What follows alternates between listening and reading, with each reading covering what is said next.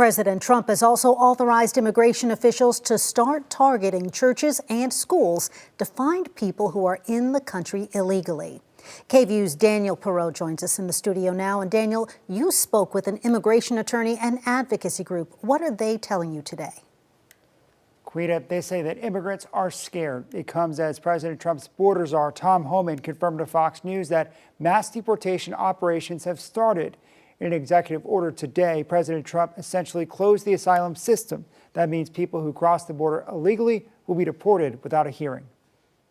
Starting this week, we've been receiving a higher number of calls. Days into the Trump administration, the immigration advocacy group Mano Amiga says fear and concern among immigrants is high. Most concerning is just family separation.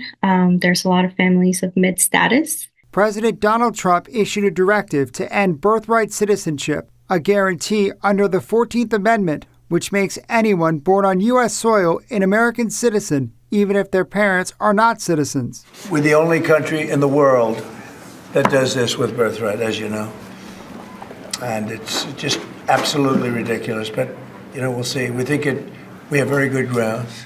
That directive is already facing 4 lawsuits. This is a very firmly entrenched law of this nation, and it's not something that one man can change by executive order. Austin immigration lawyer Kate Lincoln Goldfitch says it would make it harder for children of immigrants who aren't U.S. citizens to get a passport, social security card, or birth certificate. If the parents need this child to get federally funded medical care or other benefits, or they need to travel, they're going to experience difficulties. The executive order is set to take effect in 30 days, but will likely end up before the Supreme Court. I can't tell people not to worry. I think there is cause for concern. Also stirring fear, President Trump's campaign promise of mass deportations. Some people might elect not to send their children to school or not to receive the medical care that they need out of fear. The Wall Street Journal reports San Antonio is among the first targets for raids.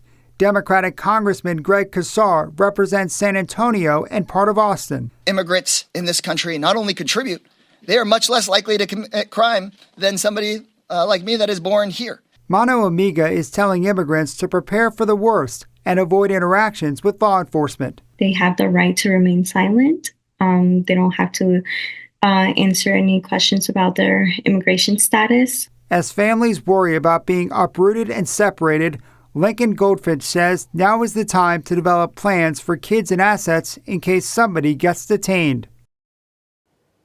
In a memo obtained by several news outlets, Justice Department leaders have told federal prosecutors to consider criminal charges for any state or local official that obstructs or blocks immigration enforcement efforts.